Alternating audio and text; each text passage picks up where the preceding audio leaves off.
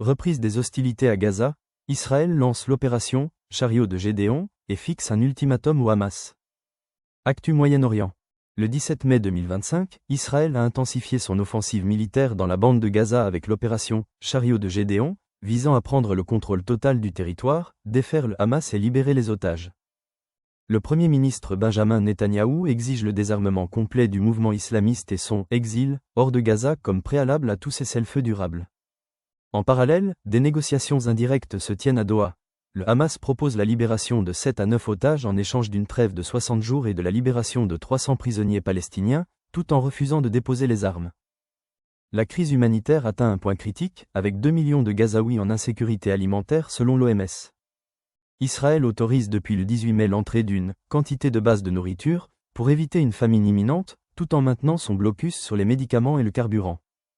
Les experts estiment que les réserves alimentaires pourraient être épuisées d'ici 3 semaines sans aide massive.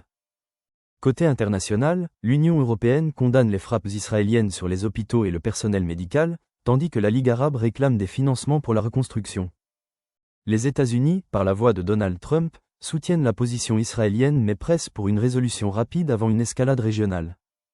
Cette reprise des combats complexifie les efforts diplomatiques, alors que Netanyahou fixe un délai implicite de quelques semaines pour achever l'opération militaire, tout en maintenant ouverte une fenêtre temporaire pour les négociations sur les otages. La population civile, prise entre les exigences sécuritaires israéliennes et la résistance du Hamas, paye le prix le plus lourd avec plus de 300 morts recensés depuis le 13 mai. Commentez ci-dessous. N'oubliez pas de cliquer sur « J'aime » et de vous abonner pour suivre l'actualité en temps réel.